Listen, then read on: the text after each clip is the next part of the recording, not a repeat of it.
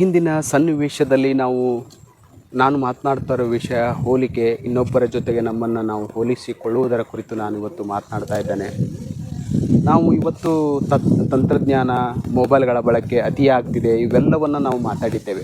ಇನ್ನೂ ವಿಶೇಷವಾಗಿ ಅನೇಕ ಕುಟುಂಬದಲ್ಲಿ ಹೋಲಿಕೆಯ ಜೀವನ ತುಂಬಾ ಇದೆ.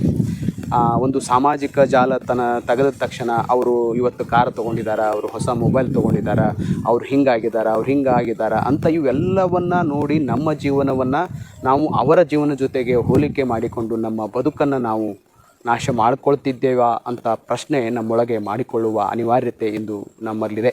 ನಾಟಿ ಮಾಡಿದ ಕ್ಷಣದಲ್ಲಿ ಅದು ಬೆಳೆ ಬರೋದಿಲ್ಲ, ಅದಕ್ಕೆ ಸ್ವಲ್ಪ ಕಾಯಬೇಕು. ಅದರ ಶ್ರಮಕ್ಕೆ ನಾವು ಸ್ವಲ್ಪ ನಮ್ಮ ಶ್ರಮವನ್ನು ಮಿಶ್ರಣ ಮಾಡಬೇಕಾಗ್ತದೆ. ಒಂದು ಬೆಳೆ ಬರಬೇಕಾದರೆ ಅದಕ್ಕೆ ಎಷ್ಟು ಕಾಲಾವಕಾಶ ಇದೆಯೋ ಆ ಕಾಲಾವಕಾಶ ಮುಗಿದ ನಂತರವೇ ಬೆಳೆ ಬರ್ತದೆ.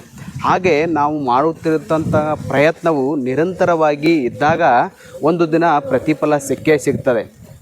ಒಬ್ಬ ಬಿಸ್ನೆಸ್ ಮ್ಯಾನಿನ ಕನಸು ವಿಭಿನ್ನವಾಗಿದೆ, ಒಬ್ಬ ರೈತನ ಕನಸು ವಿಭಿನ್ನವಾಗಿದೆ, ಒಬ್ಬ ಶಿಕ್ಷಕನ ಕನಸು ವಿಭಿನ್ನವಾಗಿದೆ, ಒಬ್ಬ ಕಾರ್ಮಿಕನ ಕನಸು ವಿಭಿನ್ನವಾಗಿದೆ.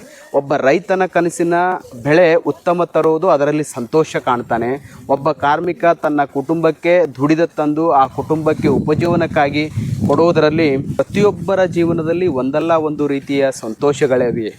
ಆದರೆ ನಾವು ಇನ್ನೊಬ್ಬರನ್ನು ನೋಡಿ ಇನ್ನೊಬ್ಬರ ಹಾಗೆ ಆಗಬೇಕು ಅನ್ನೋದು, ಇನ್ನೊಬ್ಬರ ಸಂತೋಷವನ್ನು ನೋಡಿ ಅತೃಪ್ತರಾಗುವುದಕ್ಕಿಂತ ಕೃತಜ್ಞತೆ ಇರಲಿ, ಅವರ ಮೇಲೆ ನಿಮಗೆ ಅಭಿಮಾನವಿರಲಿ. ನೀವು ಆ ಪ್ರಯತ್ನ ಮಾಡ್ತಿದ್ರಂದರೆ ಅದಕ್ಕೆ ತಕ್ಕಂತೆ ಪ್ರಯತ್ನ ನಿಮ್ಮದಾಗಿರಲಿ ಅಂತ ಹೇಳ್ತೇನೆ.